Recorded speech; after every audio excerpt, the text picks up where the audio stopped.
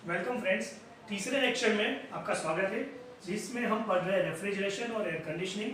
पहले लेक्चर में हमने बेसिक्स डेफिनेशन देखा कि रेफ्रिजरेशन पढ़ने के लिए हमें कौन कौन से कंसेप्ट चाहिए।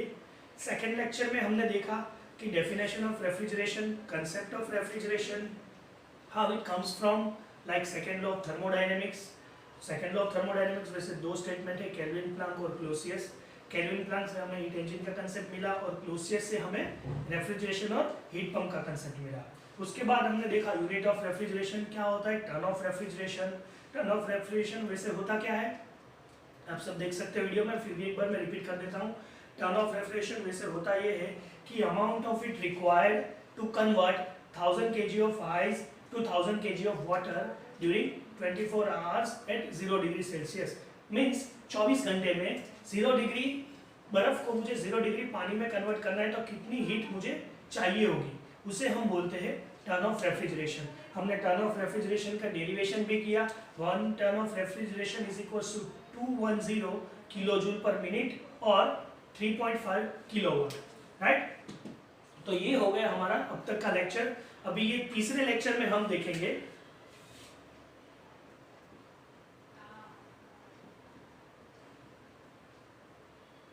क्लासिफिकेशन ऑफ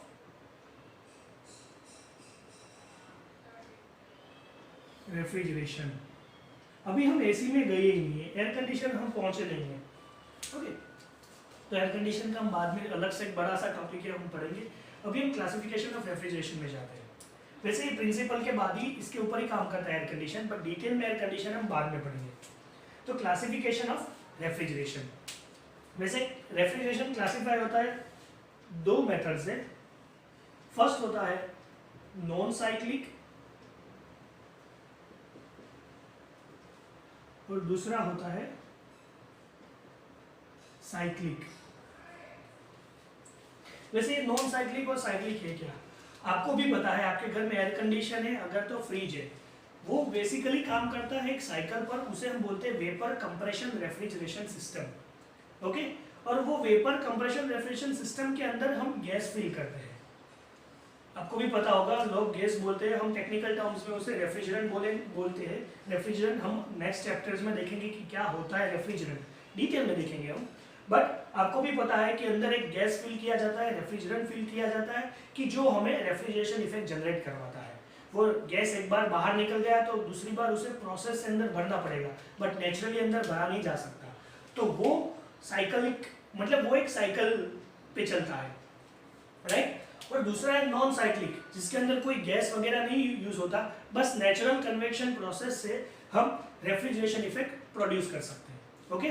तो डिटेल में हम देखते हैं साइक्लिक और नॉन साइक्लिक। सबसे पहले नॉन साइक्लिक में हम देखते हैं ड्राई आइस।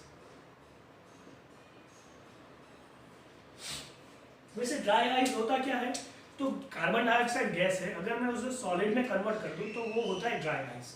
तो सॉलिड कार्बन डाइऑक्साइड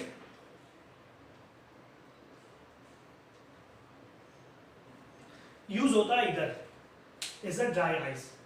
इसका नॉन साइक्लिक रेफ्रिजरेशन में ड्राई आइस होता है, जो नॉर्मल दुकान वाले होते हैं वो यूज करते हैं। सेकेंड होता है क्रायोजेनिक फ्लूइड्स, कि जो होता है नॉन साइक्लिक रेफ्रिजरेशन में। ये दोनों हम डिटेल में देखेंगे कैसे वर्क करते हैं। फिर हम साइक्लिक में आते हैं। साइक्लिक रेफ्रिजरेशन में सबसे पहला आता है एयर रेफ्रिजरेशन,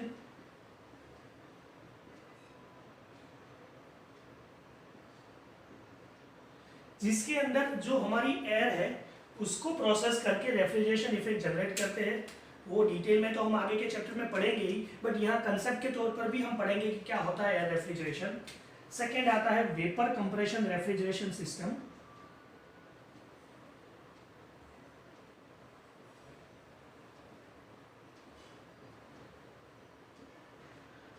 थर्ड आता है vapour absorption refrigeration system, VCR बोलते हैं इसे शॉर्ट में, और इसे बोलते हैं VAR। मैं फुल में ही लिख देता हूं, vapour absorption.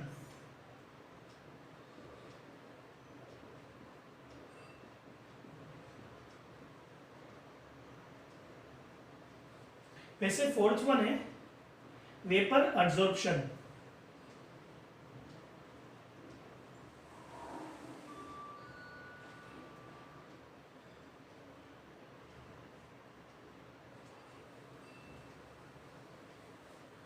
Vapour absorption refrigeration system.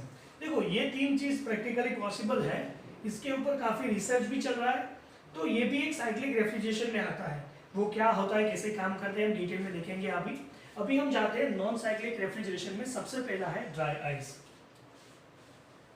तो ड्राई आइस हम देखते हैं कि ड्राई आइस रेफ्रिजरेशन काम कैसे करता है।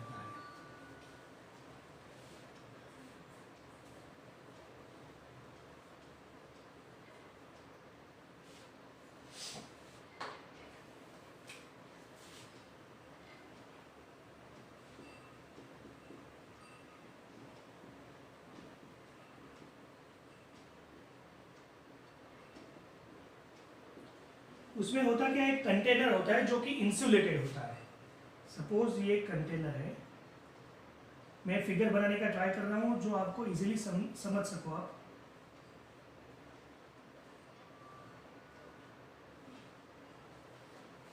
ओके,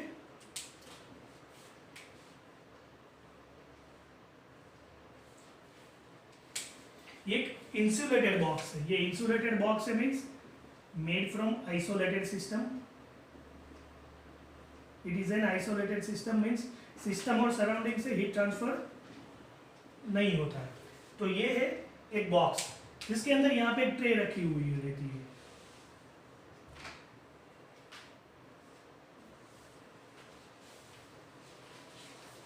ट्रे होती है और यहाँ पे क्या होता है, एक dry ice means solid carbon dioxide.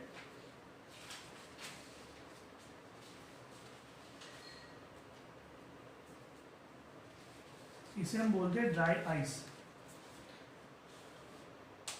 Solid carbon dioxide वैसे होता है ये।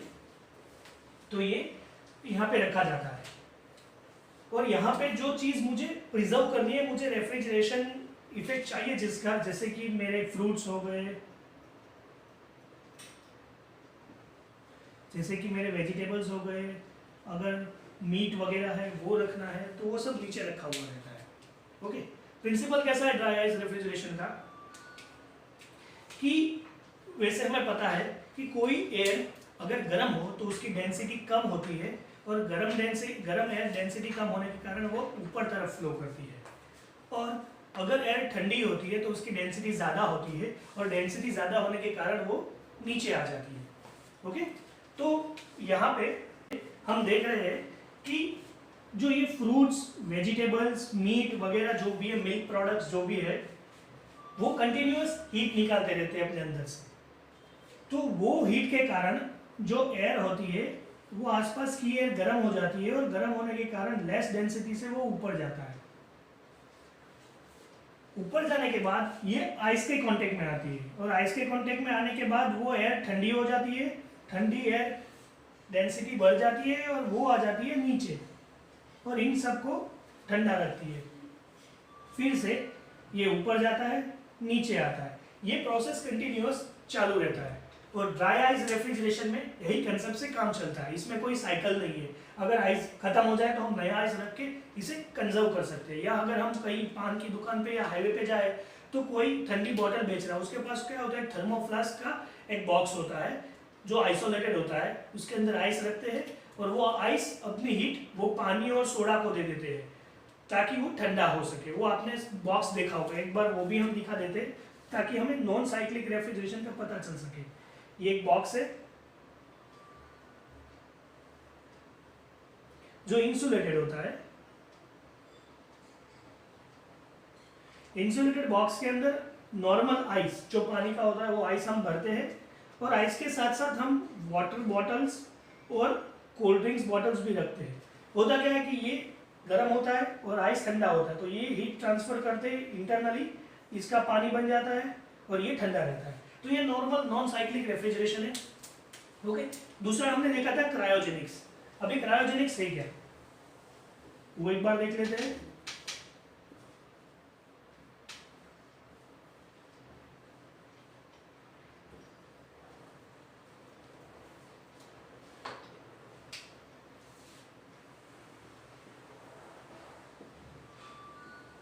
क्रायोजेनिक्स मीन्स जो गैस है like nitrogen, okay, nitrogen gas को अगर मैं लिक्विड में कन्वर्ट कर देता हूँ, वो मैन्युअली प्रोसेस से करते हैं, और उसका बॉइलिंग पॉइंट हो जाता है -196 डिग्री सेल्सियस, ओके, तो ये बॉइलिंग पॉइंट तक, इसके बाद वो लिक्विड से गैस बन जाता है।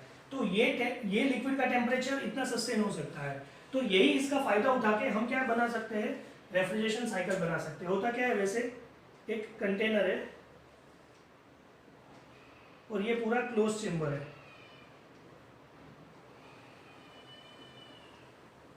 ये कंटेनर के अंदर हम भरते लिक्विड नाइट्रोजन, और यहाँ पे मैंने चीज रखी है मेरी आइटम्स।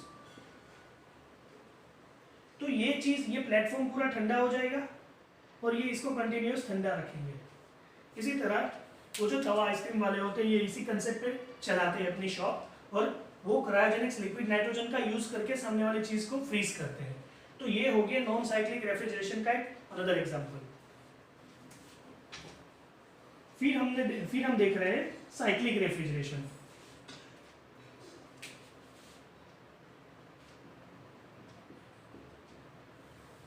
साइक्लिक रेफ्रिजरेशन में हमने कौन कौन से देखे, हमने देखा एयर, वीसीआर, वीएआर और वेपर अब्जॉर्प्शन। ये इस पे ज्यादा हम फोकस नहीं करेंगे, ये सिर्फ कंसेप्चुअल है। बाकी एयर, वीसीआर, वीएआर हम डिटेल में पढ़ेंगे आगे जाके। होता क्या है, वैसे यहाँ पे एक चार सिस्टम होती है, चार कंपोनेंट्स होते हैं। सबसे पहले होता है कंप्रेसर, फिर होता है कंडेंसर, फिर होता है एक्सपांडर और फिर होता है इवेपोरेटर। ओके, कंप्रेसर एयर या वेपर किसी भी चीज को कंप्रेस करता है, मतलब अंदर साइकिल के अंदर एक रेफ्रिजरेंट भरा हुआ होता है, रेफ्रिजरेंट यहाँ अंदर भरा हुआ होता है। तो यहाँ पे जो कंप्रेसर है, या ये एयर अथवा तो ये वेपर जो भी है, उसको क्या करता है, कंप्रेस करता है। कंप्रेस करने के कारण उसका प्रेशर बढ़ जाता है, ओके। ये प्रेशर बढ़ने के बाद वो कंडेंसर में जाता है, कंडेंसर में वो ठंडा हो जाता है, मीन्स उसकी सिर्फ लेटेंट हीट कन्वर्ट होता है। मतलब ये हाई प्रेशराइज्ड वेपर को हाई प्रेशराइज्ड लिक्विड में कन्वर्ट कर देता है। उसके बाद वो एक्सपांडर में जाके एक्सपांड हो जाता है। तो मतलब हो जाता है वो लो प्रेशराइज्ड लिक्विड। ये लो प्रेशराइज्ड लिक्विड इवेपोरेटर में से पास होता है, तो इवेपोरेटर आसपास की हीट छीन लेता है और आसपास के स्पेस को ठंडा कर देता है, और ये खुद लो प्रेशराइज्ड वेपर में कन्वर्ट हो जाता है। वापस वो कंप्रेसर में जाता है, ये कंटिन्यूअस साइकिल चालू रहती है, उसे हम बोलते हैं वेपर कंप्रेशन साइकिल। और अगर मैं बात करूं एयर रेफ्रिजरेशन में, तो यहाँ पे वेपर, ये कंप्रेसर यूज होता है, एक्सपांडर यूज होता है, बाकी यहाँ पे वेपर यूज नहीं होता। लिक्विड और वेपर का कंसेप्ट नहीं होता, सिर्फ एयर का कंसेप्ट होता है। और एयर कंप्रेसर और एक्सपांडर, कंडेंसर और इवेपोरेटर में हीट ट्रांसफर करता है। तो जैसे कि ये एयर रेफ्रिजरेशन प्लेन्स में या जेट में यूज होता है, मतलब ये फाइटर प्लेन्स, एरोप्लेन्स, डोमेस्टिक, उसमें ये refrigeration cycle air refrigeration principle पे चलता है। नॉर्मल डोमेस्टिक एसीएन रेफ्रिजरेटर्स इसके ऊपर चलते हैं, और इंडस्ट्रियल में जहाँ पे ज़्यादा पर्पज है वहाँ पे वेपर अब्जॉर्प्शन होता है। ओके, होता क्या है, वैसे एक साइकिल होती है, वो अंदर एक ट्यूब होती है, ट्यूब के अंदर कोई भी रेफ्रिजरेंट भरा हुआ रहता है और वो अंदर घूमता ही रहता है, और ये कंप्रेशन एक्सपांशन प्रोसेस के कारण वो हीट एक्सचेंज करता रहता है अपने हिसाब से। वो हम आगे जाके देखेंगे, तो वो उसे हम कहते हैं साइक्लिक रेफ्रिजरेशन, राइट। तो यहाँ पे हमारा introduction of refrigeration and air conditioning खत्म होता है। पूरा हम एक बार क्विक रिवीजन कर देते हैं क्या होता है। वैसे हमने क्या देखा, सबसे पहले तीनों लेक्चर का एक समरी 2 मिनट में क्विक कर देते हैं, फिर उसके बाद हम आज का लेक्चर खत्म करते हैं। सबसे पहले हमने बेसिक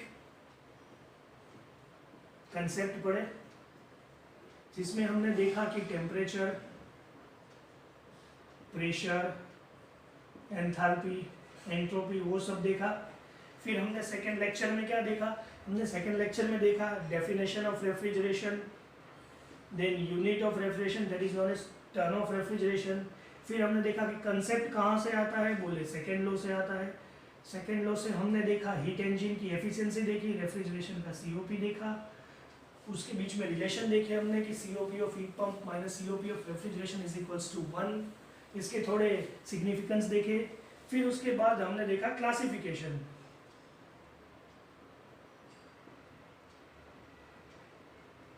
क्लासिफिकेशन में क्या देखा? दो, एक साइक्लिक और एक नॉन साइक्लिक।